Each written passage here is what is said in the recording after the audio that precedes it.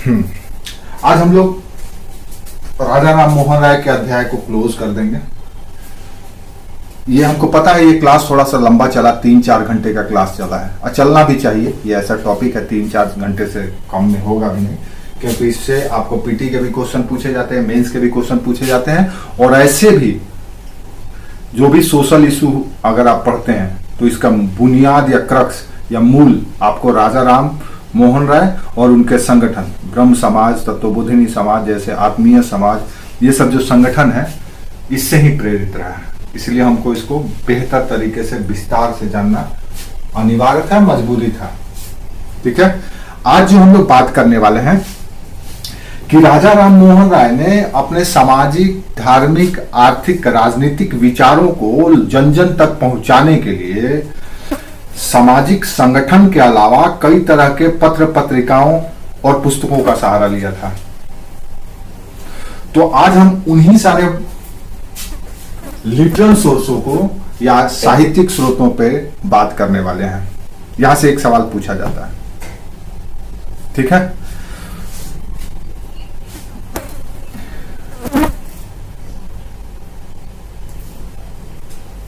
हाँ, विचारों को सार्वजनिक कहिए या कुछ कहिए, लेकिन वो अपने विचारों को तक, वो लोगों तक पहुंचाने के लिए आज हम लोग अपने विचारों को कैसे पहुंचाते हैं लोगों तक।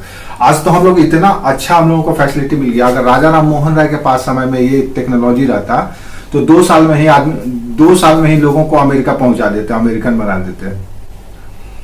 आज सोचो ना, आज हम कैसा फील करते हैं, जैसे आज हम जैसा फील करते हैं वैसा स्टेटस लगा देते हैं, स्टोरी लगा देते हैं।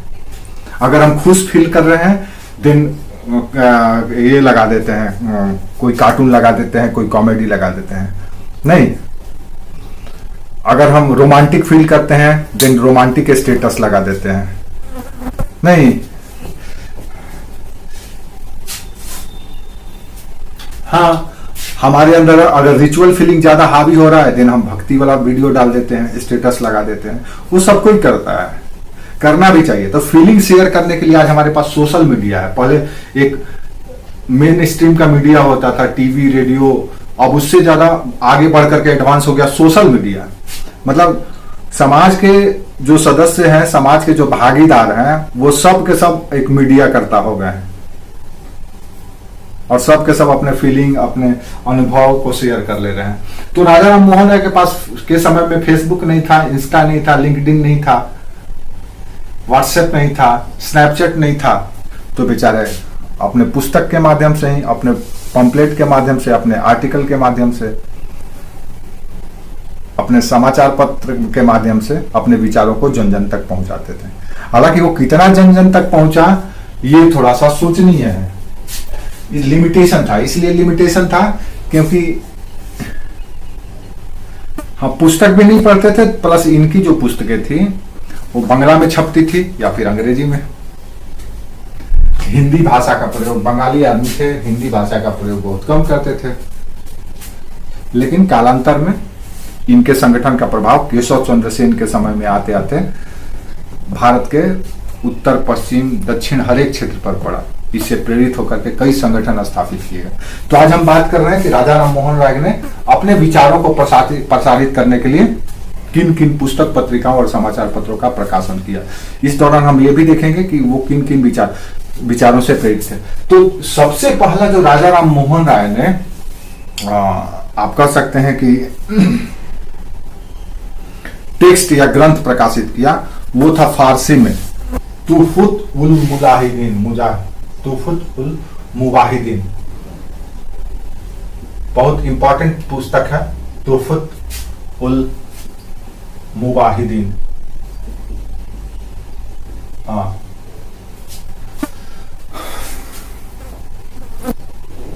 तुहफत या तुहफत उल मुवाहिदीन फारसी भाषा में प्रकाशित राजा राम मोहन राय की पहली पुस्तक थी। यह 1803 में ही पब्लिश हुआ था, 1803 में।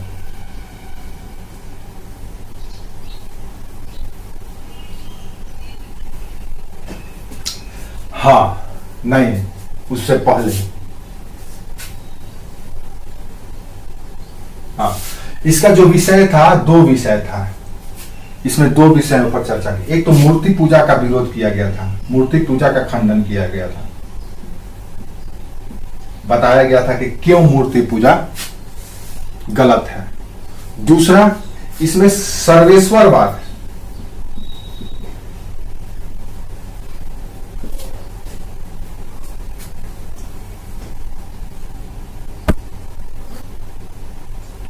या एकेश्वरवाद, सब जगह ईश्वर और एक ईश्वर,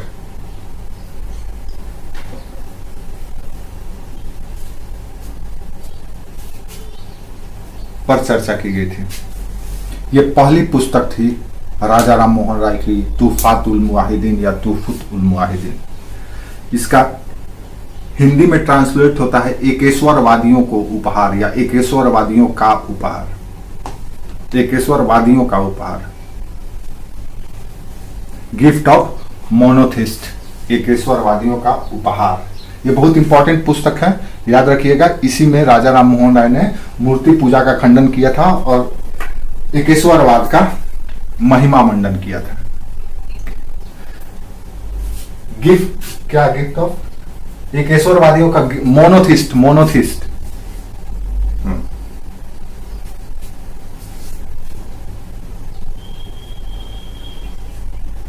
हाँ, एकेश्वरवादियों का उपहार।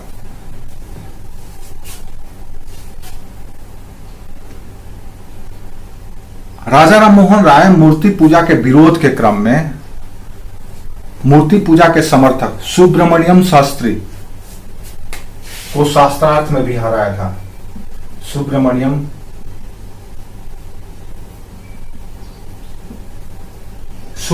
शास्त्री जो मद्रास के थे, सुब्रमण्यम शास्त्री, इनको ये मूर्ति पूजा के समर्थक थे। तो राजा राम मोहन राय से शास्त्रार्थ किए और शास्त्रार्थ करके इनको बताया कि मूर्ति पूजा क्यों गलत है।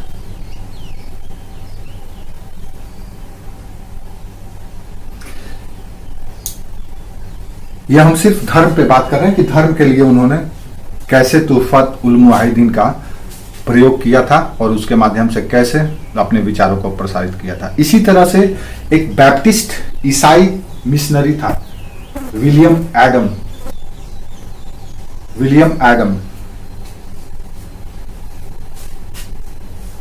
उसको भी शास्त्रार्थ में पराजित किया था और अद्वैतवाद के फिलॉसफी से उसे प्रभावित किए थे राजा राम मोहन राय। अद्वैतवाद, विलियम एडम को अपने शास्त्रार्थ के माध्यम से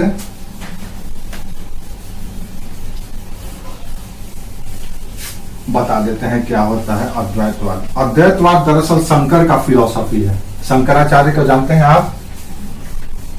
हाँ, उन्हीं का फिलॉसफी है अद्वैतवाद। अगर शंकराचार्य नहीं होते तो जिस रफ्तार से भारत में इस्लाम का प्रभाव पड़ रहा था, अगर शंकराचार्य के विचार नहीं होते, शंकराचार्य के दर्शन नहीं होते, तो बहुत लोग इस्लाम में कन्वर्ट हो गए होते। इन्होंने अद्वैतवाद की संकल्पना को प्रसारित किया था।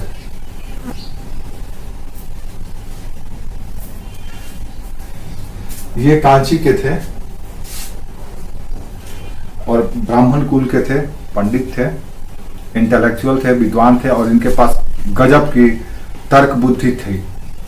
इनका गजब का फिलोसॉफिकल एटीट्यूड था, दर्शन था। इन्होंने ही अद्वैतवाद की संकल्पना दी थी। अद्वैत कहता यह है कि जो चीज हमको दो अलग अलग चीज दिखाई देता है, दरअसल वास्तविकता में ये दोनों अलग नहीं है बल्कि एक ही है। अलग अलग हमको दिखता है माया के कारण, इल्यूजन के कारण, भ्रम के कारण, लेकिन है एक ही। एक को ब्रह्म कहते हैं, दूसरा को जगत। ब्रह्म मतलब ईश्वर है, जिसको आप अल्लाह, खुदा, भगवान, गॉड जो भी कहते हैं, ये ब्रह्म है। और ये जगत है, जगत में सभी लोग हैं, मनुष्य है, वनस्पति है, पशु है, और भी जो भी 84 लाख योनि है वो है, ये पर्यावरण सब कुछ। तो ये ब्रह्म और जगत के बीच हमको अलगाव दिखता है कि दुनिया, हम लोग क्या जानते हैं, ईश्वर परलोक में है, ऊपर में है, अंतरिक्ष में है, स्पेस में है, और हम लोग नीचे हैं, ऐसा दिखता है हमको। लेकिन शंकराचार्य कहते हैं कि नहीं, ये दोनों एक ही हैं। कैसे एक हैं? तो ये कहते हैं कि ये दरअसल इन्हीं का क्रिएशन है।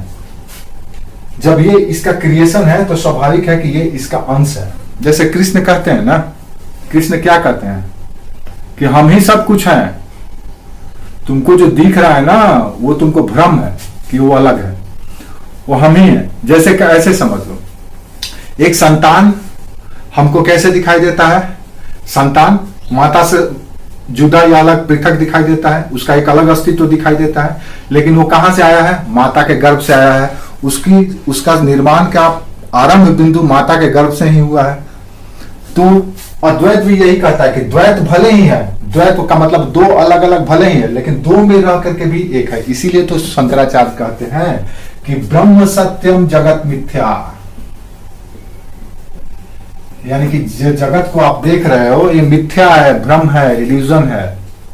असली सत्य ब्रह्म है, क्योंकि इसी ब्रह्म का अंश जगत भी है। अब ये कॉन्सेप्ट लाना समाज के लिए एक गजब का कॉन्सेप्ट है। ये कोई नया कॉन्सेप्ट नहीं है, ये उपनिषद में भी है, उपनिषद में ये कॉन्सेप्ट है। और याद रखिए, हमारे यहाँ जितने भी सोशल रिलीजियस रिफॉर्मर हुए हैं, सबका ज्ञान का स्रोत उपनिषद और वेद ही रहा है। वो वेद, उपनिषद, पुराण, गीता पढ़े हैं, तभी उनका बुद्धि खुला है, और उन्होंने अपने अपने शैली में, अपने अपने ढंग से उस फिलॉसफी को, उस दर्शन को लोगों तक पहुंचाया है। समझ में आया? तो हाँ, विलियम एडम को बोलो।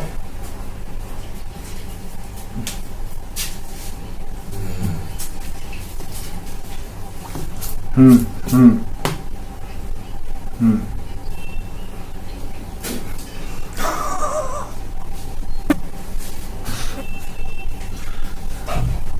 हाँ, बताओ आजकल के बच्चा कितना एडवांस है, कितना समझदार है। सही जवाब दिया। कितनी लीवर फेफड़ा सब देख करके आ रही है वो। ठीक है, तो ये जो अद्वैतवाद का फिलॉसफी था, इस अद्वैतवाद के फिलॉसफी से विलियम एडम को राजा राम मोहन राय ने प्रभावित किया था। एकेश्वरवाद और अद्वैतवाद को प्रसारित करने के लिए राजा राम मोहन राय ने एक क्लब बनाया था, यूनिटेरियन सोसाइटी। यूनिटेरियन सोसाइटी, इस सोसाइटी का काम था कि समाज में जो वर्ग भेद है, वर्ग विभाजन है, जो जाति के नाम पे, वर्ण के नाम पे, उसको अलग हटा करके सबको एक साथ लाना। यूनिटेरियन क्लब या यूनिटेरियन सोसाइटी या कमेटी।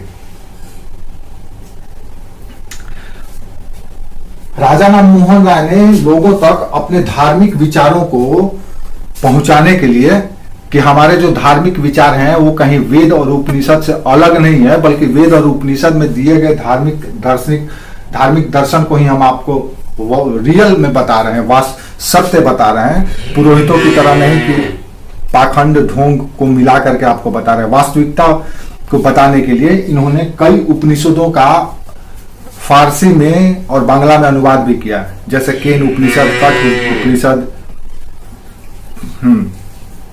ईश उपनिषद, मुंडक उपनिषद, इन सारे ईश, केन, कठ, मुंडक जैसे उपनिषदों का उन्होंने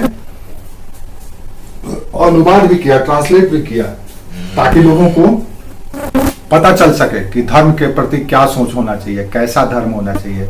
क्या जो पुरोहित और पंडित बताए हैं वही सत्य है, या जो हम बता रहे हैं वो सत्य है।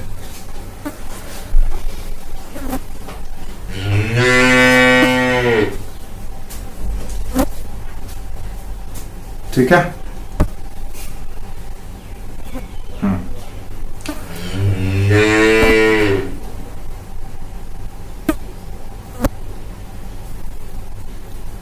वर्ष 1820 में राजा राम मोहन राय ने ईसा के नीति वचन, प्रिसेप्ट्स ऑफ जीसस, ईसा के नीति वचन,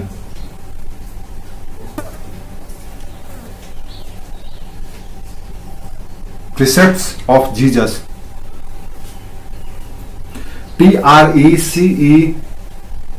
PRECEPTS, precepts of Jesus, JESUS, Jesus, precepts of Jesus नामक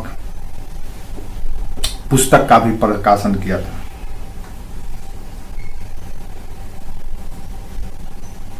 यह पुस्तक लंदन में भी प्रकाशित हुआ था वर्ष 1823 में जॉन डिग्बी के मदद से। वही जॉन डिग्बी जिनके अधीन रह करके ईस्ट इंडिया कंपनी में एक काम करते थे। प्रिसेप्ट्स ऑफ जीसस, ये दरअसल इसलिए इन्होंने प्रकाशित किया था। ये दरअसल क्या था कि ये जो बाइबल था, बाइबल में आपको पता है कि इस जीसस का यानी कि ईसा मसीह के संदेशों को लिखा गया है, लिपिबद्ध किया गया है। तो ईसा मसीह के जो संदेश है वो क्या है? वो मानवता, करुणा, भाईचारा, प्रेम, दया, इन्हीं सारी चीजों को बताया गया है। इसीलिए आप देखिए कोई भी ईसाई मिशनरी होता है तो एक पॉम्पलेट लेकर के आपको देगा या पुस्तक देगा, उसमें किसी कर्मकांड की बात नहीं की जाती है। बस ये ईसा आपको गोद में उठाएगा, ईसा आपसे बहुत स्नेह करता है, ईसा का पुत्र हो, यही सब प्रेम, यही सब चीज, उसमें कोई विज्ञान नहीं है। बस हाँ कहानी है और वो उसमें मोरल मैसेज दिया गया है, मोरल मैसेज दिया गया है और कुछ स्टोरी बताया गया है, यही है उसमें कोई ऐसा साइंस उसमें कोई रिलीजियस कंटेंट नहीं है, उसमें कोई रिलीजियस कंटेंट नहीं है या कर्मकांड या विज्ञान जैसा आपके वेद उपनिषद में है कि उस पर आपके वेद उपनिषद में ऐसे ऐसे गूढ़ चीज है कि उस पर रिसर्च किया जाता है। वेद के एक एक लाइन पे आप पीएचडी कर सकते हैं, वेद के एक स्टेटमेंट पे आप पीएचडी कर सकते हैं, इतना कॉम्प्लिकेटेड है। हाँ प्रासंगिक है, आज तक प्रासंगिक है। गीता महाभारत हाँ लागू होता है। कहा ही जाता है कि अगर किसी को सक्सेसफुल मैनेजर बनना है, यानी मैनेज जो सक्सेसफुल आज हम लोग अपना अहमदाबाद का IIM में गीता का पाठ करवाया जाता है, सिलेबस में शामिल कर दिया गया है, गीता पढ़ाए। अगर किसी को सक्सेसफुल मैनेजर बनना है तो उसको गीता जरूर पढ़ना चाहिए। एक बार हम इस जयशंकर को सुन रहे थे, वो कह रहे थे कि दुनिया का सबसे सक्सेसफुल डिप्लोमेट्स पता है कौन था? उन्होंने बताया कि दुनिया का सबसे सक्सेसफुल डिप्लोमेट्स जो थे वो हनुमान जी थे, जो दुश्मन के दरबार में जा करके उसके साथ मीटिंग करके भी और सब कुछ करके उसका लंका भी दहन कर दिया और आराम से आ भी गया, अकेला बंदा। उससे बड़ा सक्सेसफुल लीडर डिप्लोमेट्स कोई नहीं हो सकता है। ये इस जयशंकर का स्टेटमेंट है। तो जो व्यक्ति गीता, रामायण, पुराण के मार्ग पे चला वो दुनिया जीत रहा है। APJ अब्दुल कलाम पता नहीं जिंदगी में कभी कुरान पढ़े होंगे कि नहीं पढ़े होंगे, लेकिन गीता बड़ी पढ़े थे वो, इसीलिए सक्सेस हुआ। और नहीं तो हाँ उनका हमेशा इंटरव्यू में वो बोलते वो दरअसल भले ही उनका जन्म से बाय बर्थ हो इस्लाम को धर्म को मानते थे, लेकिन उनका प्रैक्टिस पूरा हिंदू रिलीजन का ही था। उनके गुरु भी सब वही थे, हिंदू गुरु ही थे। हाँ नहीं तो नहीं तो मुल्ला मौलवी मुकर्रम मुफ्ती या काजी के चक्कर में पड़ते तो मदरसा छाप बंद करके कहीं बम बना करके उड़ गए होते, वो भी बेचारे, वो भी पेट पर बम बांधते हैं, जाकर के अल्लाहू अकबर बोल करके वो ब्लास्ट कर जाते लेकिन नहीं। देखो ना, अब देखो यही तो बोल रहा है कि शिक्षा के साथ संस्कार होना जरूरी है, नहीं तो वो शिक्षा घातक हो जाता है, खतरनाक हो जाता है।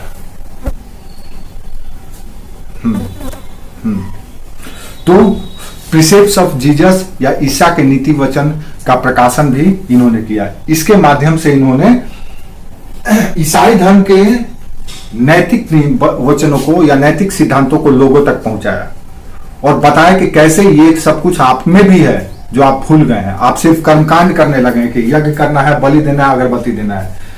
धर्म का जो वास्तविक संदेश है वो संदेश बाइबल के माध्यम से देने की कोशिश की है बाइबल के संदेशों के माध्यम से। ठीक है, इसके माध्यम से उन्होंने ईसाई धर्म के नैतिक नियमों, सिद्धांतों और संदेशों को जन जन तक पहुंचाया। ऐसा इसलिए किया, ये देखो, एक तरफ ये इस्लाम के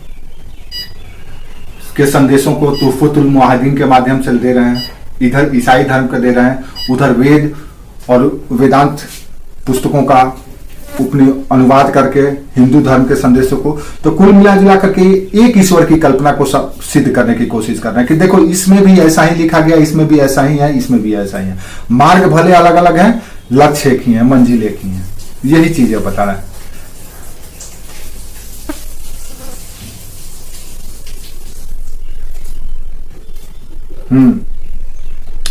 अच्छा, इन्होंने 2 समाचार पत्र भी निकाला था। वर्ष 1821 में इन्होंने ब्रह्मनिकल मैगजीन और मिरातुल, और फारसी में मिरातुल अखबार, 2 अखबार भी निकाला था। ब्रह्मनिकल मैग इन्होंने, राजा राम मोहन राय ने अपने विचारों और अद्यतन सामाजिक धार्मिक जानकारियों को लोगों तक पहुंचाने के लिए, अद्यतन का मतलब है अपडेटेड, ब्रह्मनिकल मैगजीन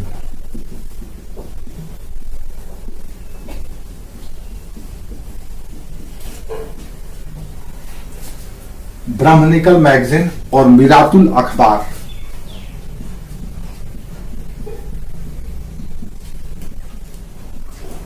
एक फारसी में एक अंग्रेजी में निकाला था। इसके अलावा इन्होंने एक और समाचार पत्र निकाला था, बांग्ला में, साप्ताहिक था, सप्ताह में एक बार निकलता था, संवाद कौमुदी।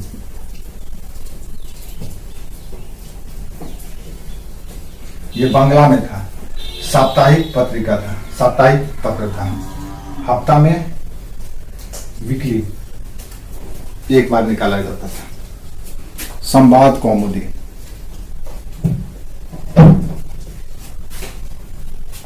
ये भी 1821 में निकला था। संवाद कौमुदी के बारे में कहा जाता है कि ये एक ऐसा समाचार पत्र था जो पहला भारतीयों द्वारा लिखा गया, भारतीयों द्वारा प्रकाशित, संपादित और संचालित समाचार पत्र था, यानी कि शुद्ध देसी एकदम समाचार पत्र था, संवाद कौमुदी।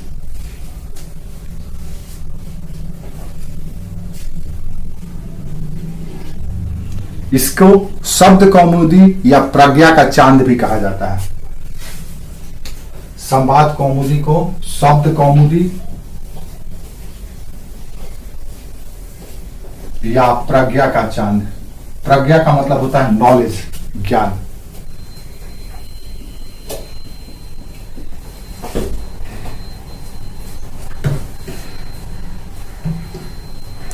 संवाद कौमुदी का जो विषय था यह बहुत ब्रॉड था, व्यापक विषय को लिया हुआ था। राजा राम मोहन राय समाज के बारे में, धर्म के बारे में, राजनीति, संस्कृति, विज्ञान, जिसके बारे में जो कुछ भी सोचते थे वो सब के सब संवाद कौमुदी या प्रज्ञा के चांद के माध्यम से जन जन तक पहुंचाया जाता था। इसीलिए आप देखेंगे कि पॉलिटिकल जो इनका थॉट था, कार्यपालिका को न्यायपालिका से अलग करना, कंपनी के ऊंचे पदों पर या कंपनी के जो पद हैं उसको, उसका भारतीयकरण करना, यानी भारतीयों को अधिकतम भागीदारी देना, कार्यपालिका और न्यायपालिका का पृथककरण, ये सारी बातें लोगों तक पहुंचाया, लोगों को समझाया और इसके माध्यम से लोगों को मोबिलाइज किया। इनका मकसद क्या था? लोगों को संगठित करना। जो अलग अलग हो गए हैं धर्म के नाम पे, जाति के नाम पे, क्षेत्र के नाम पे, भाषा के नाम पे, उन सबों को एक करना। धर्म एक ऐसा टॉनिक होता है जिसको पिला करके आदमी आसानी से लोगों को अपनी ओर खींच सकता है। बड़ी संवेदनशील मुद्दा होता है ना धर्म से कोई समझौता नहीं करना चाहता है। कोई भी व्यक्ति धर्म के मामले में बर्दाश्त नहीं कर सकता है।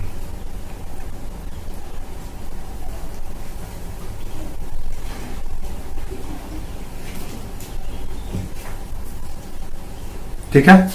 इसी तरह से कई और कार्य राजा राम मोहन राय के द्वारा किए गए, जैसे कि इन्होंने, अच्छा याद रखना, राजा राम मोहन राय को इन सारे कार्यों के लिए पत्रकारिता के अग्रदूत और भारतीय पत्रकारिता का भी जनक कहा जाता है। समाचार पत्र, 3 समाचार पत्र निकाल दिए, ब्रह्मनिकल मैगजीन, मिरातुल अखबार, संवाद कौमुदी, वो भी भारतीय होकर के, इसलिए इन्हें समाचार पत्र का अग्रदूत या समाचार पत्र का जनक भी कहा जाता है। Founder of news paper.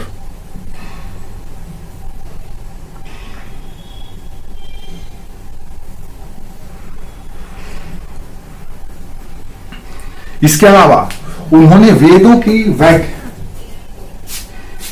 अग्रदूत जनक, समाचार पत्र के जनक,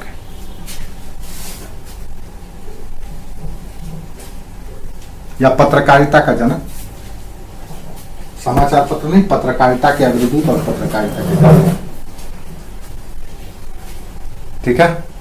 इसके अलावा एक बड़ी रोचक चीज इन्होंने किया था कि वेद में जो वैज्ञानिक बातें थी, आपको पता है कि वेद का हर एक लाइन साइंटिफिक है, हम बार बार बोलते हैं, तो इन्होंने भी जब वेद का अध्ययन किया तो वेद का जो साइंटिफिक टेम्परामेंट है, जो वैज्ञानिक सोच है, उसको जन जन तक पहुंचाने के लिए एक संगठन बनाया, वेद मंदिर।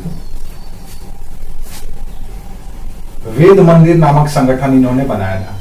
काहे के लिए बनाया था, उद्देश्य क्या था, पर्पस क्या था, तो वेद का साइंटिफिक टेम्परामेंट को लोगों तक पहुंचाना। आपको पता है कि एक यजुर्वेद है जो कर्मकांडीय विज्ञान को बताता है, अथर्ववेद है, हाँ, संगठन ही था, एक पत्र था, संगठन ही पत्र था, पत्रिका था, ये वेद मंदिर नामक एक पत्रिका कह सकते हैं आप।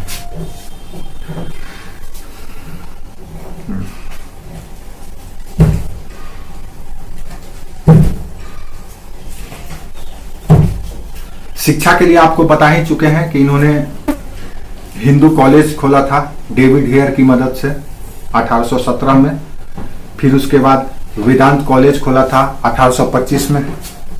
यह संगठन के बारे में आपको पता ही है।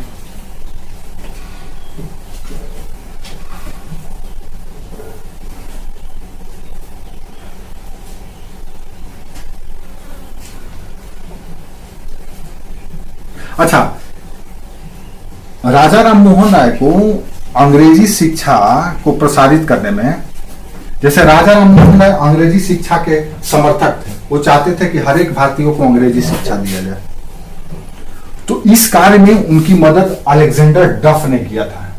एक अंग्रेज अधिकारी था, इसका नाम याद रखिएगा, अलेक्जेंडर डफ। ये जितना हम कंटेंट बता रहे हैं ना, इतना कंटेंट में आप किसी भी लेवल का एग्जाम दे सकते हो, क्लर्क से लेकर के कलेक्टर तक कोई भी एग्जाम आपको देना है, अगर ये सारे कंटेंट अगर आपके जेहन में है तो आप आराम, ऐसा नहीं है कि रटना है, सिर्फ एक बार 2 बार पढ़ करके रखो, सामने आएगा क्वेश्चन, देन आप आंसर कर दोगे, ठीक है। तो अंग्रेजी शिक्षा को प्रसारित करने में जिस व्यक्ति का सहारा लिया या मदद लिया वो थे अलेक्जेंडर डफ।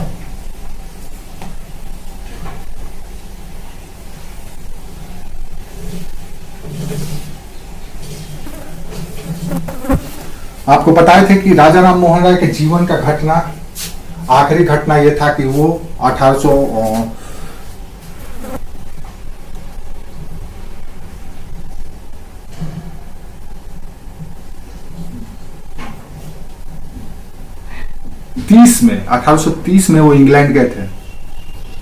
कौन भेजा था? अकबर द्वितीय। काहे के लिए? तो अपने पेंशन चालू कराने के लिए। वहीं पर ब्रिस्टल में इनको मस्तिष्क ज्वर हो गया था, दिमाग में बुखार,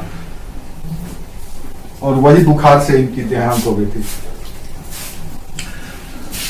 अकबर द्वितीय, मुगल बादशाह अकबर सेकंड, हाँ, वहीं पर ब्रिस्टल में मस्तिष्क ज्वर से इनका देहांत हो गया था। जब ये लंदन जा रहे थे तो उसी समय इन्होंने अपना एक डीड लिखा था, ट्रस्ट, जो इनका संगठन था, उस संगठन को की सारी शक्तियां इन्होंने अपने डीड के माध्यम से, जिसको हम हिंदी में कहते हैं ट्रस्ट डीड को प्रन्यासकरण पत्र, ये सब याद रखना, पूछ सकता है। प्रन्यासकरण पत्र, ये ट्रस्ट डीड था, यानी कि जो इनका जितने भी इनके संगठन थे, जितने भी फॉर्म चल रहे थे सोशल रिलीजियस रिफॉर्म से कंसर्न, उन सबों का अधिकार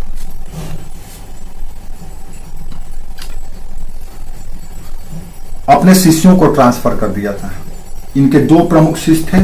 पहला शिष्य थे रविंद्रनाथ टैगोर के दादाजी द्वारकानाथ टैगोर।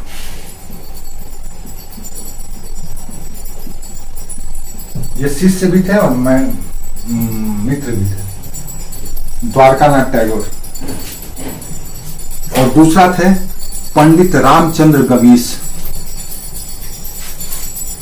पंडित रामचंद्र गवीस, इन्हीं दोनों के नाम अपना ट्रस्ट डीड रामचंद्र गवीस नहीं, पंडित रामचंद्र विद्या गवीस, पंडित रामचंद्र विद्या गवीस पूरा नाम था इनका। इनको ट्रांसफर करके गए थे।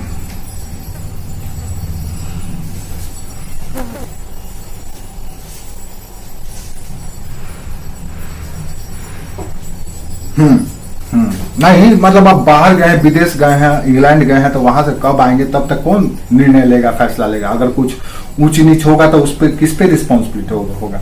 उस समय कम्युनिकेशन का इतना तो साधन था नहीं कि मेल कर दिए, व्हाट्सएप कर दिए, स्काइप कर दिए, फोन कर दिए। ये दौर तो ट्रांजिशन का पीरियड था ना।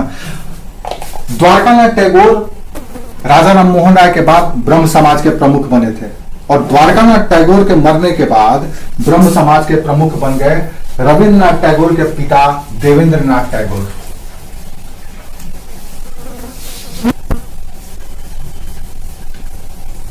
तो द्वारकानाथ के बाद ब्रह्म समाज के प्रमुख बने देवेंद्रनाथ टैगोर। अब ये देवेंद्रनाथ टैगोर ने भी ब्रह्म समाज के लिए कई साहित्यिक कार्य किए, कई इन्होंने भी संगठन बनाए, इन्होंने भी पत्र पत्रिकाएं निकाली। इन्होंने जो सबसे पहला काम किया,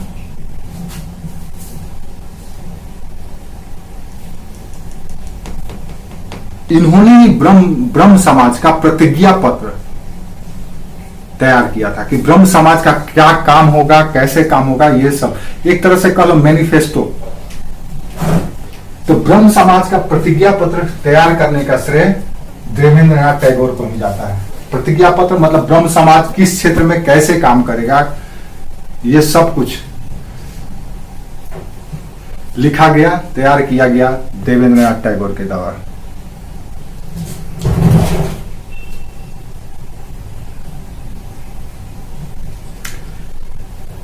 देवेंद्रनाथ टैगोर ने अपने प्रतिज्ञा पत्र के माध्यम से और अपने ब्रह्म समाज के कार्यों के माध्यम से मूर्ति पूजा, पुरोहिताई, बहुदेववाद, तीर्थाटन, इन सबों का मुखालफत की, विरोध किया।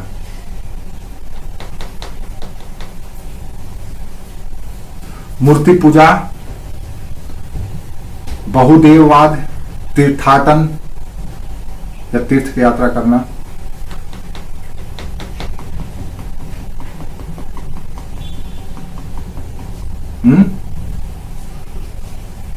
तीर्थाटन, तीर्थ यात्रा काहे के लिए किया जाता है?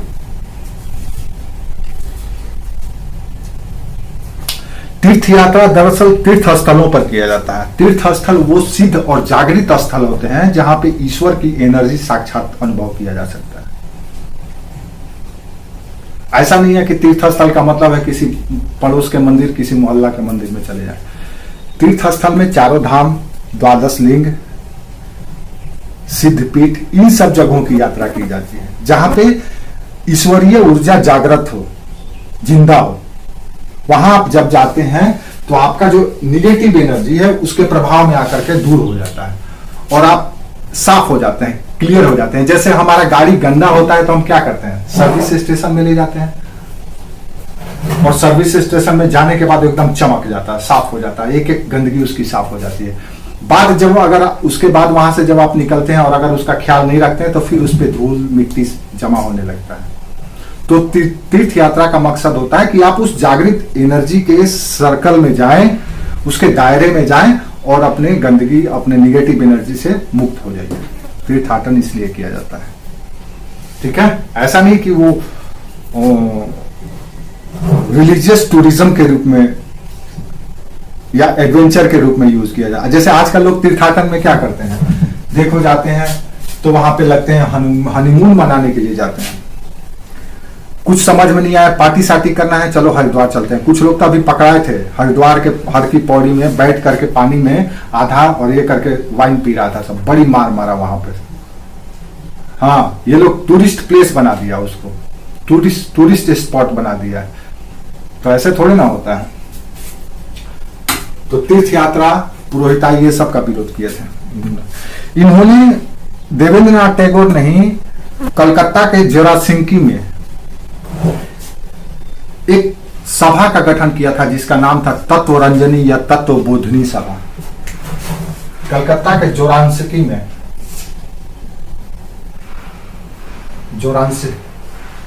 जोरासिंकी में तत्वरंजनी सभा या तत्वबोधिनी सभा की स्थापना की। ये बहुत इंपॉर्टेंट है, पूछा जाता है कि इसकी स्थापना किसने किया था।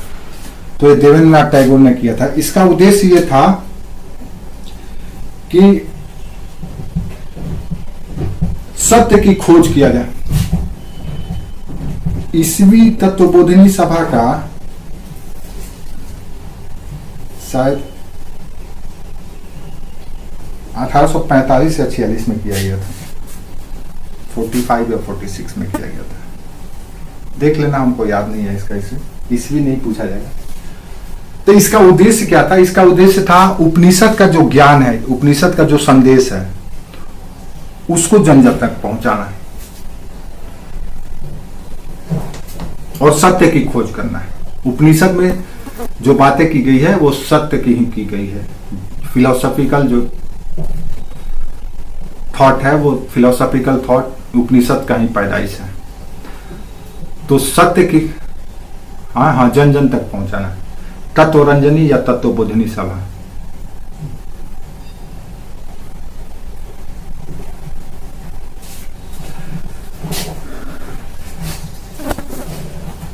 देवेंद्रनाथ टैगोर ने ब्रह्म धर्म नामक पुस्तक भी प्रकाशित किया था। ब्रह्म धर्म यानी ब्रह्म समाज जो है उसका जो धर्म के प्रति विचार है, उस विचार से प्रेरित होकर के इन्होंने एक पुस्तक प्रकाशित किया था कि धर्म कैसा होना चाहिए, कैसे होना चाहिए और धर्म के भागीदार कौन होने चाहिए। ये सारे एस्पेक्ट्स ब्रह्म धर्म नामक पुस्तक में मिलता है, जिसके रचनाकार देवेंद्रनाथ टैगोर थे। इन्होंने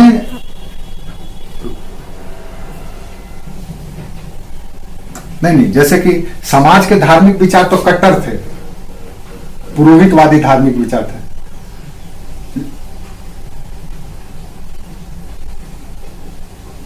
हाँ, ब्रह्म समाज के धार्मिक विचारों को, ठीक है। तो ब्रह्म समाज के धार्मिक विचारों के धर्म कैसा होना चाहिए, कौन धर्म, किसको धर्म कहा जाए, क्या वो धर्म है जो अभी हम देख रहे हैं, कर्मकांड, पुरोहिताई, तीर्थाटन, मूर्ति पूजा, बहुदेववाद, ये धर्म है, या जो राजा राम मोहन राय, द्वारकानाथ और देवेंद्रनाथ टैगोर बता रहे हैं वो धर्म है।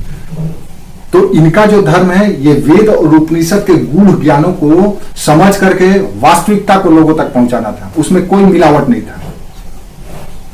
इसलिए इन्होंने शुद्ध धार्मिक संदेशों को या धार्मिक प्रैक्टिसों को लोगों तक पहुंचाने के लिए ब्रह्म धर्म नामक पुस्तक का प्रकाशन किया।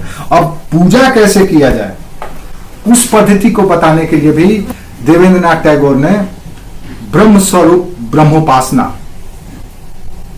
एक पूजा पद्धति भी बताया था या शुरुआत की थी। ब्रह्म स्वरूप ब्रह्मोपासना।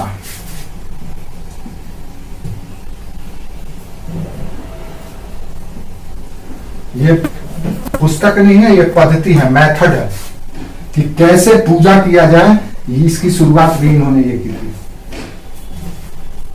देवेंद्रनाथ टैगोर। एक तो ब्रह्म धर्म बताया, पुस्तक के माध्यम से धर्म को बताया कि धर्म की विशेषता क्या है, कौन धार्मिक है, कौन नास्तिक है, कौन आस्तिक है। ये सारी बातों को उन्होंने ब्रह्म धर्म नामक पुस्तक में बताया। पूजा कैसे किया जाए, हम लोग कैसे पूजा करते थे, तो हम लोग जब ये जिस एरा की बात कर रहे हैं, जिस कालखंड की बात कर रहे हैं, तो उस समय कर्म कांडीय पूजा पद्धति थी। यज्ञ कीजिए, दान दीजिए, ब्रह्म स्वरूप ब्रह्मोपासना।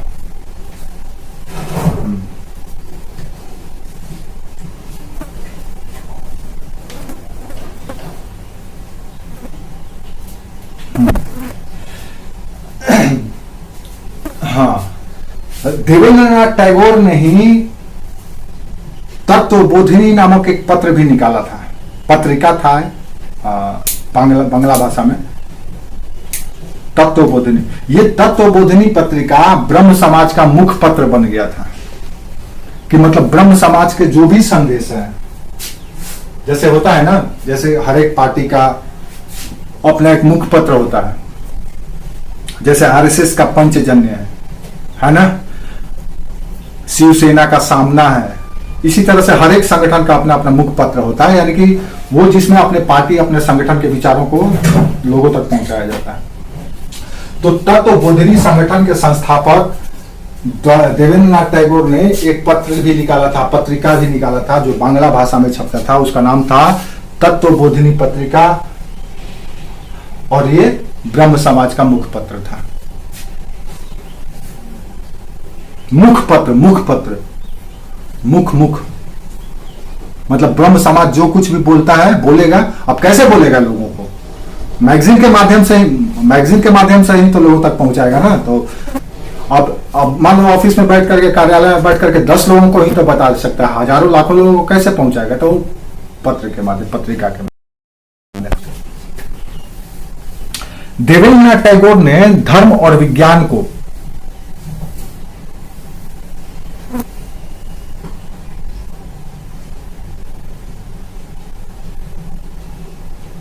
अपनी सभा के सदस्यों, धर्म और विज्ञान के संदेशों को अपने सभा के सदस्यों तक पहुंचाने के लिए तत्वबोधिनी स्कूल की भी स्थापना की थी। तत्वबोधिनी स्कूल किसका है? देवेंद्रनाथ टैगोर का। उद्देश्य क्या था? सभा के जितने भी सदस्य हैं उनको धर्म और विज्ञान दोनों के बारे में बताना है, ताकि धर्म और विज्ञान के सामंजस्य का संदेश लोगों तक शिक्षित होकर के, इसको जान करके, समझ लीजिए, जान लीजिए, तब उसके बाद। तो इसके लिए इसने स्कूल भी खोला था देवेंद्रनाथ टैगोर ने। हाँ, इसके अध्यापक थे अक्षय कुमार दत्त। ये भी समाज सुधारक थे, इंटेलेक्चुअल थे। इस स्कूल के अध्यापक थे अक्षय कुमार दत्त। इसमें और भी लोग शामिल थे, जैसे ईश्वर चंद्र विद्यासागर, प्यारे चंद्र मित्र, राजेंद्र लाल मित्र। ये सब के सब तत्वबोधिनी स्कूल के सदस्य थे, अध्यापक थे। ईश्वर चंद्र विद्यासागर, प्यारे चंद्र मित्र, शरद चंद्र मित्र, राजेंद्र लाल मित्र, प्यारे चंद्र मित्र, ईश्वर चंद्र विद्यासागर, ताराचंद्र चक्रवर्ती,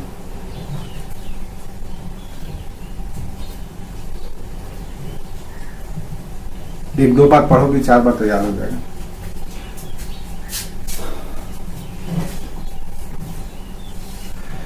आपको पता ही है कि ब्रह्म समाज में वर्ष 1857 में केशव चंद्र सेन भी शामिल हुए थे, जिसमें बाद में देवेंद्रनाथ टैगोर के द्वारा इनको निकाल दिया गया था। ये इतने ज्यादा एडवांस हो गए थे कि ये ब्रह्म समाज के सिद्धांतों, दर्शनों को हिंदू समाज से अलग कर दिए थे और एक अलग ही धर्म की तरह व्यवहार करने लगे थे।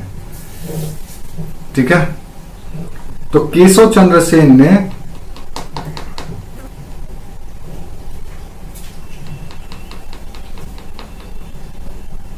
ब्रह्म समाज का विस्तार बंगाल से बाहर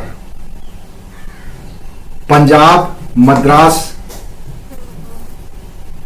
तक कर दिया था। उत्तर पश्चिम पंजाब और मद्रास तक ब्रह्म समाज का विस्तार कर दिया था, इसलिए इनका ब्रह्म समाज पर प्रभाव या पकड़ जबरदस्त हो गया था। इन्होंने भी एक दैनिक समाचार पत्र निकाला था जिसके अंग्रेजी में, जिसका नाम था इंडियन मिरर। भारतीय मिरर क्या होता है? ऐनक को कहा जाता है ना। तो इन्होंने इंडियन मिरर नामक दैनिक समाचार पत्र निकाला था। किसने? केशव चंद्र सेन ने।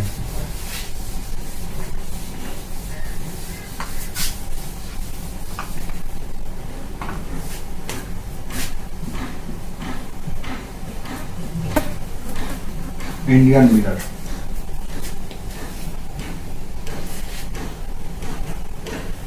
ब्रह्म समाज के प्रभाव में ही आकर के, या ब्रह्म समाज के प्रेरणा, विशेष करके केशव चंद्र सेन की प्रेरणा से ही मद्रास में वेद समाज और महाराष्ट्र में प्रार्थना समाज जैसे सामाजिक धार्मिक सुधारक संगठन की स्थापना की गई थी। आगे हम लोग बात करेंगे वेद समाज और प्रार्थना समाज के बारे में भी। जो मद्रास में वेद समाज था और महाराष्ट्र में प्रार्थना समाज क्या था, कैसे काम करता था। केशव चंद्र सेन और ब्रह्म समाज के प्रभाव में आकर के मद्रास में वेद समाज, ये भी एक समाज सुधारक संगठन है मद्रास की, और महाराष्ट्र में प्रार्थना समाज की स्थापना की गई थी। आपको बताए हैं इससे पहले ही कि ब्रह्म समाज को अखिल भारतीय स्वरूप दिलाने में केशव चंद्र सेन का अग्रणी भूमिका थी। तो इनसे प्रेरणा लेकर के, इनसे प्रभावित होकर के मद्रास के समाज सुधारकों ने, इंटेलेक्चुअल्स ने वेद समाज का गठन किया था मद्रास के समाज को या दक्षिण भारत के समाज में सुधार करने के लिए, और महाराष्ट्र में प्रार्थना समाज की स्थापना की गई थी। ये सारे संगठन के बारे में हम अलग से बात करेंगे। छोटा छोटा है, ज्यादा इसमें कॉम्प्लिकेशन नहीं है। बस कौन थे इसके संस्थापक, इसका लक्ष्य क्या था और इसने थोड़ा बहुत क्या कार्य किया था।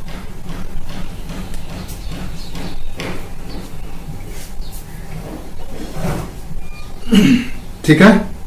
केशव चंद्र सेन ने ही संगत सभा या मैत्री संघ का गठन किया था। संगत सभा या मैत्री संघ, इस संगठन का उद्देश्य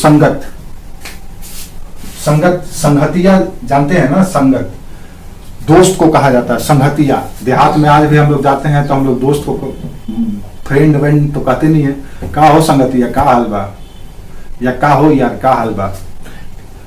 और लड़की सबका सहेली नहीं तो सखी। सहेली एडवांस हो गया, नहीं तो पुराने लोगों का जो थे उनकी सखी होती थी। सखी धराता था, सखी का ये किया जाता था, संस्कार होता था सखी बनाने के लिए। और कभी भी सखी एक दूसरे सखी का नाम नहीं लेती थी। तो आपको पता है? हाँ, हमारी मम्मी का भी सखी थी, आज मरते दम तक वो सखी कहती थी, वो नाम कभी नहीं लेती थी।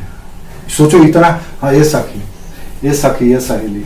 और दो लड़कन सबके यार ना तो संगतिया ना, फलाना हमारी यार है तो यार लग गया, संगतिया बन गया, तो यार का नाम नहीं लेना, अब खाली यार का हो यार।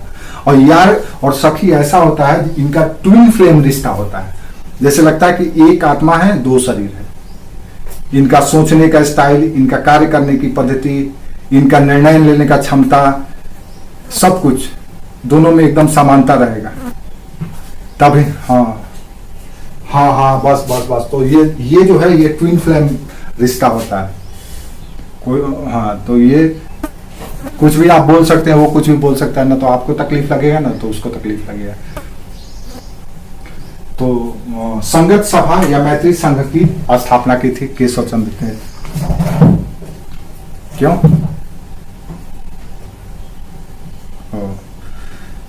इस सभा में आध्यात्मिक और सामाजिक, संगत सभा या मैत्री संघ की स्थापना की थी। इसका उद्देश्य था, दरअसल इसका उद्देश्य था सामाजिक और धार्मिक विषयों पर जो भी लोग थे, ब्रह्म समाज के लोग या इससे जुड़े हुए लोग मैत्री संघ में, उस पर विचार करना है, सामाजिक और धार्मिक विषयों पर। अब मानिए मैत्री संघ के हम भी सदस्य हो गए, हम भी सदस्य होंगे, तो उसका जिस दिन आयोजन होगा, बैठक होगा, उस दिन हम भी जाएंगे। हम भी अगर समाज के बारे में, धर्म के बारे में कुछ नया चीज जाने हैं, पढ़े हैं, सीखे हैं या समझे हैं या हमारे विचार आया है, तो हम वहां पे रखेंगे, लोगों को अवगत कराएंगे अपने सदस्यों को, ताकि वो जाकर के गांव गांव जन जन तक लोगों को इससे अवगत करा सके। तो ये संघ एक तरह से समझ लो कि ये ग्रुप ऑफ इंटेलेक्चुअल था जो सामाजिक समस्याओं और रिलीजियस एस्पेक्ट को बताता था।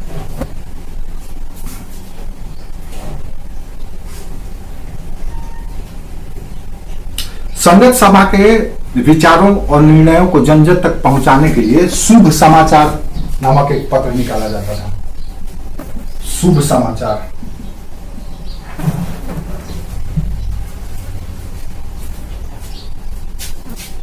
शुभ समाचार पत्र निकाला जाता था।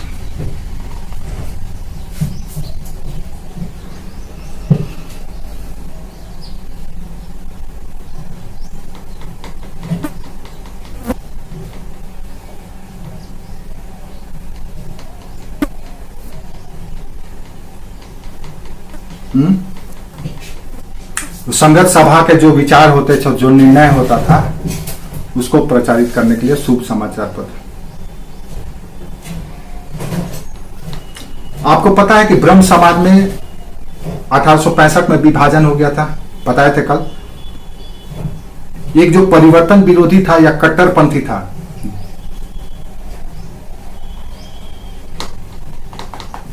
जो ईश्वर में विश्वास करता था लेकिन मूर्ति पूजा को नहीं मानता था,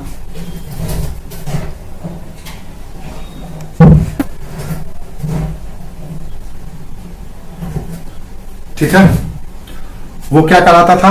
आदि ब्रह्म समाज, जिसके प्रमुख थे देवेंद्रनाथ टैगोर। इस आदि ब्रह्म समाज का नारा था, ब्रह्मवाद ही हिंदूवाद है। आदि ब्रह्म समाज का नारा था, जो कट्टर ब्रह्म समाजी था, जो ईश्वर की सत्ता को तो मानता था लेकिन मूर्ति पूजा को नहीं मानता था। हाँ, इसका नारा था आदि ब्रह्म समाज, इसका नारा था ब्रह्मवाद ही हिंदूवाद है। ब्रह्मवाद ही हिंदूवाद है, यानी ब्रह्म समाज के विचारों को, आदर्शों पर चलने वाला ही हिंदू है, तब ब्रह्मवाद ही हिंदूवाद है। ये नारा याद रखना, पूछ सकता है नीट वेट के एग्जाम में। समाज सुधारक केशव चंद्र सेन महिलाओं की शिक्षा और उत्थान पर बड़ी जोर देते थे। महिलाओं के अधिकार, समानता, शिक्षा, स्वतंत्रता, इस पर बड़ी जोर देते थे। इनके प्रयासों से, जैसे राजा राम मोहन राय के प्रयासों से वर्ष 1829 में बंगाल रेगुलेशन 17 के तहत सती प्रथा को बंद कर दिया गया था। अच्छा, एक बात और याद रखना, वर्ष 1829 में जब ये रेगुलेशन 1829 आया था तो ये सिर्फ बंगाल में ही लागू किया गया था, लेकिन इसे वर्ष 1830 के आते आते मद्रास और बंबई प्रेसिडेंसी में भी लागू कर दिया गया था। ठीक है, तो शुरुआत में ये सिर्फ बंगाल तक था।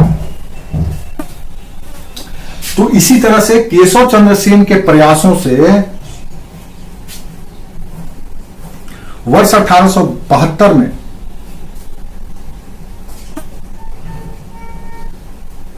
बाल विवाह, बहुपत्नी विवाह के खिलाफ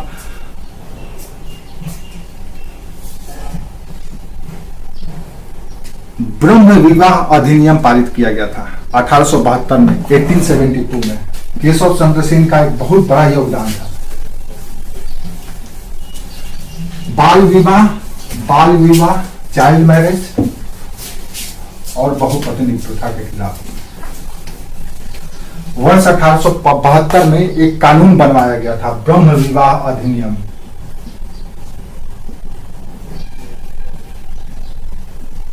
इसमें लड़की का आयु 15 वर्ष, लड़के का आयु 18 वर्ष।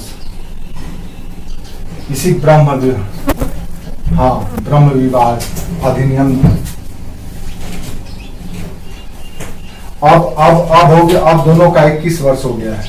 मोदी सरकार कर दिया। इससे पहले लड़कियों का 18 वर्ष, लड़कों का 21 वर्ष था, और दोनों को बराबर कर दिया गया है।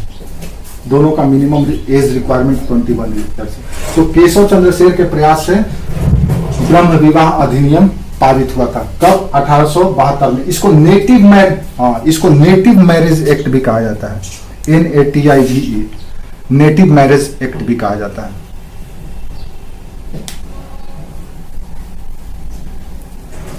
केशव चंद्र सेन ने एक और संगठन का गठन किया था जिसका नाम था Indian reform association. Indian reform association, यह केशव चंद्र सेन ने ही संगठित किया था। इस संगठन का उद्देश्य था सामाजिक परिवर्तन लाना, विशेष करके महिलाओं का जो समाज था, विवाह, शिक्षा, संस्कार, ये सब आधुनिक देने के लिए महिलाओं को इंडियन रिफॉर्म एसोसिएशन की स्थापना की गई थी। स्त्री शिक्षा के लिए, स्त्री उद्धार के लिए और सामाजिक कार्यों के लिए, केशव चंद्र सेन के द्वारा।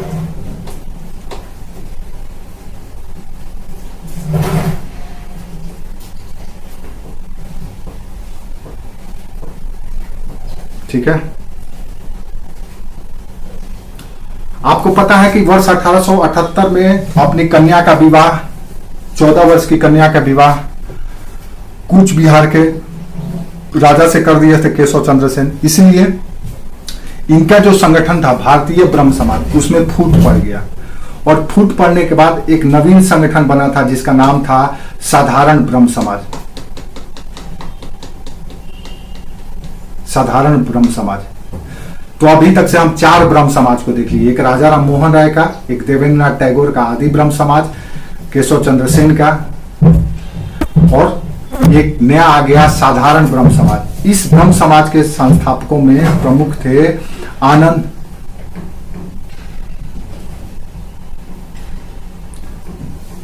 कूच बिहार के राजा। कूच बिहार एक जिला है, एक डिस्ट्रिक्ट है बंगाल में। कूच बिहार के राजा के साथ कर दिया था। तो जहां ये बाल विवाह के खिलाफत करते थे, मुखालफत करते थे, जब अपने पर आया तो अपनी बेटी का विवाह कम आयु में ही कर दिए, अल्प आयु में।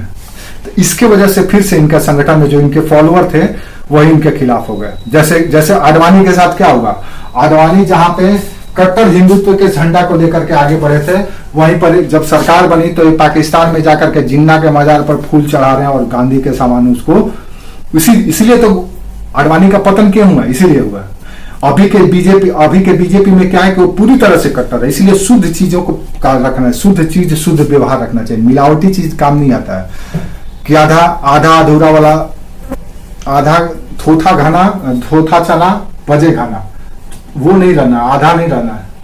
मतलब खाली थोथा चना बजे घाना, मतलब थोथा चना मतलब कि जो चना जिसमें जो उसका ये है,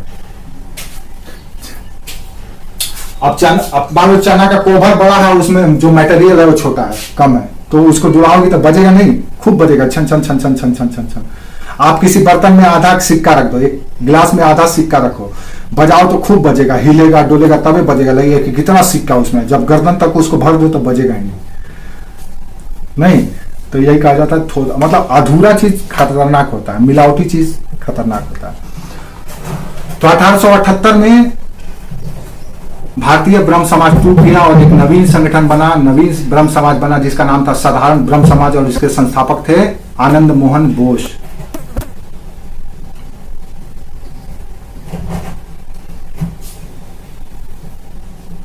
आनंद मोहन बोस ने ही वर्ष 1883 में कांग्रेस की स्थापना से पहले 2 वर्ष पहले इंडियन नेशनल कॉन्फ्रेंस का आयोजन किया था। Indian national conference Anand Mohan Bose Calcutta में किए थे।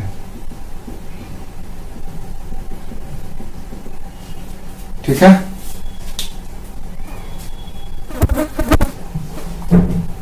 आनंद मोहन बोस साधारण ब्रह्म समाज के अध्यक्ष थे, पहले अध्यक्ष। इसी संगठन में जुड़े हुए थे बिपिन चंद्र पाल, लाल बाल पाल, जो उग्रवादी नेता कहलाते थे। तो इसी संगठन से जुड़े हुए थे बिपिन चंद्र पाल, शिवनाथ शास्त्री, सुरेंद्र नाथ बैनर्जी। इंडियन नेशनल कांग्रेस में संस्थापक सदस्यों में आनंद मोहन बोस का दाहिना हाथ थे सुरेंद्र नाथ बैनर्जी। तो साधारण ब्रह्म समाज में आनंद मोहन बोस, विष्णु शास्त्री, शिवनाथ शास्त्री, विपिन चंद्र पाल और सुरेंद्र नाथ बैनर्जी जैसे लोग शामिल थे।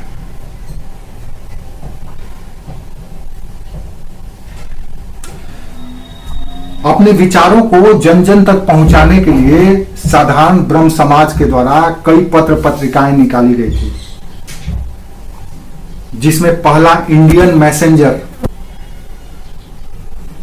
तत्व कौमुदी, ये सब के सब साधारण ब्रह्म समाज की पत्र पत्रिका थी। तत्व कौमुदी, इंडियन मैसेंजर,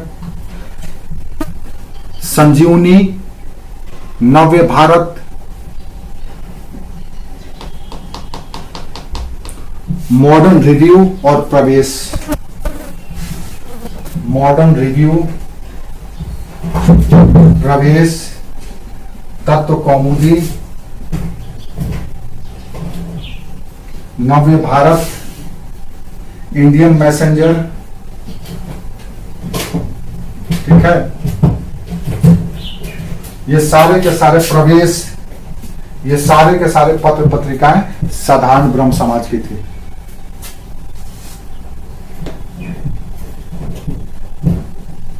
ब्रह्म जनमत भी था एक, ब्रह्म जनमत। तो ये जो पत्र पत्रिका है, ये अपने आप में सवाल है पूछे जाते हैं, इसको थोड़ा सा पढ़ लेना, रट लेना। ये बहुत इंपॉर्टेंट टॉपिक था, बहुत इंपॉर्टेंट एरिया था। अगर आप ब्रह्म समाज राजा राम मोहन राय को समझ लिए तो हरे ये जो ब्रह्म समाज और राजा राम मोहन राय हैं, यही वो बुनियाद है सामाजिक धार्मिक सुधार आंदोलन के। तो इनके ही विचार, इनके ही सिद्धांत, इनके ही आइडियोलॉजी, इनके ही कार्य पद्धति को बाकी सारे धर्म सामाजिक धार्मिक सुधारकों ने अपनाया था। जैसे भारत की पहली पॉलिटिकल पार्टी, अगर राष्ट्रीय पॉलिटिकल पार्टी कहा जाए तो कांग्रेस, कांग्रेस से ही सारे देखा देखी दल बने। हाँ, तो उसी तरह से ये था। तो ये बहुत इंपॉर्टेंट चैप्टर था, जो कि जिसको आज हम लोग वाइंड अप करते हैं, राजा राम मोहन राय वाला। और उम्मीद कर यहाँ से एक सवाल पूछे जाएंगे, उम्मीद करते हैं आप इसको रिवाइज कर लेंगे। और टाइम भी हो गया।